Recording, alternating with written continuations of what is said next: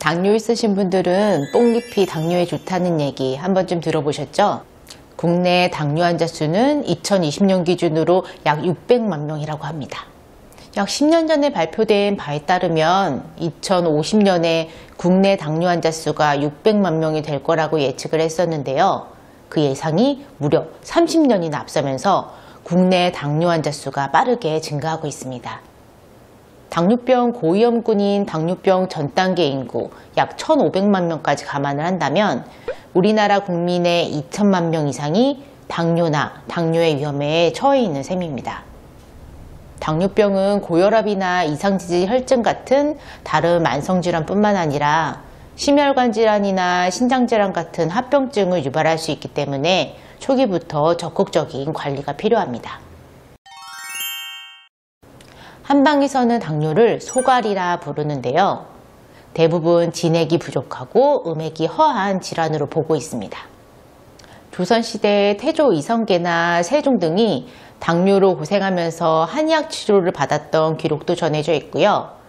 이 밖에도 열량이 높은 음식 섭취랑 스트레스를 많이 받고 또 운동량이 부족한 왕들이나 집권층들이 당뇨라 불리는 소갈병을 앓아왔다고 전해지고 있습니다. 당뇨에 좋은 약재가 몇몇 있지만 오늘은 그 중에서도 많이 알려진 뽕나무에 대해서 알아보겠습니다. 뽕나무는 한자로 상이라고 해서 뽕잎은 상엽, 뿌리 껍질은 상백피, 가지는 상지, 열매는 오디, 상심자라고 부르게 되는데요. 예로부터 뽕잎은 우리나라에서 누에를 치기 위한 목적으로 많이 재배했었죠. 최근엔 이 뽕잎이 당뇨뿐만 아니라 고혈압이나 고지혈, 발암억제 효과가 있다고 알려지기도 했습니다. 이 뽕잎이나 상엽 같은 경우에는 독감 같은 열성 감염병으로 인한 발열이나 두통, 인후통을 치료하는 데 사용되기도 하고요.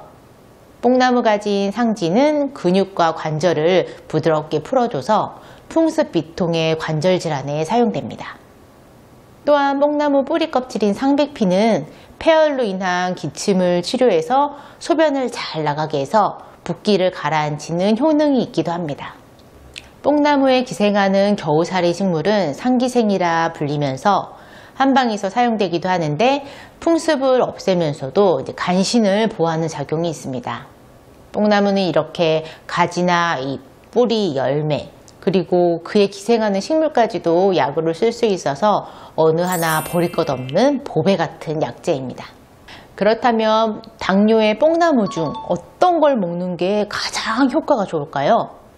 당뇨에 좋다고 많이 들어봤던 뽕잎일까요? 아니면 가지나 뿌리, 열매일까요? 뽕나무의 부위별로 효과를 비교한 논문이 있어서요. 오늘은 그 연구 자료를 한번 살펴보겠습니다. 뽕나무의 4가지 부위, 열매, 잎, 가지, 뿌리별로 물로 추출한 것과 에탄올로 추출한 것의 각각의 효과를 비교한 연구입니다.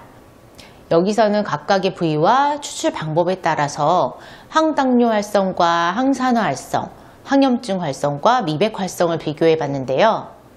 이 중에서는 오늘 몇 가지만 살펴보겠습니다. 우선 오늘의 주제인 항당뇨 활성을 살펴보면요. 당의 소화 과정에서 포도당을 생성하는 요소인 이 알파 글루코시다제를 저해하는 활성을 측정해 본 실험입니다. 상지와 상백피의 추출물이 다른 부위보다 항당뇨 활성이 훨씬 높게 나타났고요. 특히 상백피의 에탄올 추출물이 가장 강한 항당뇨 활성을 나타냈습니다.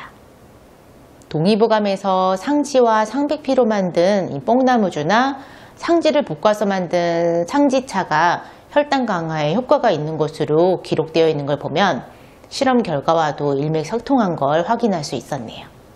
그렇다고 이 뽕잎, 상엽이 항당뇨 활성이 없다는 뜻은 아니고요. 이 연구에서는 상지와 상백피가 상대적으로 뽕잎보다 좀 더 항당뇨 활성이 높다는 걸 확인할 수 있는 결과였습니다. 그리고 더불어서 항염증 활성도 비교해 봤는데요. 오디와 상엽 추출물은 염증 효소의 저해 활성이 낮은 반면에 상지와 상백피 추출물은 항염증 활성이 좀 더 강하게 나타났습니다. 그리고 항산화 활성에서는 이 4가지 부위 중에 OD와 상엽 추출물이 다른 부위보다 항산 활성이 더 높게 나타났고요.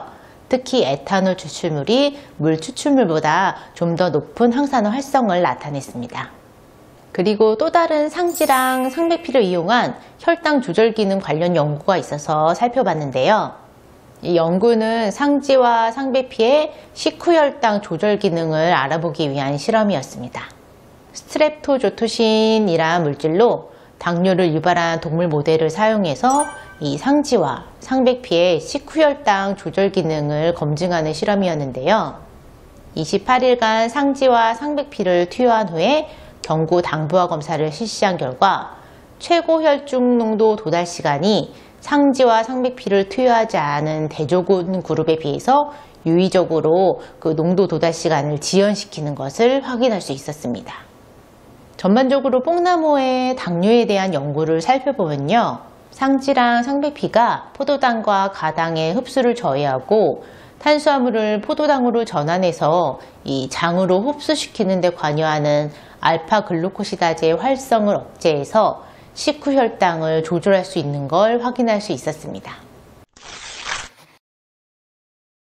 당뇨는 개인에 맞는 처방도 중요하지만 잘 아시다시피 식습관의 영향을 굉장히 많이 받는 질환이죠.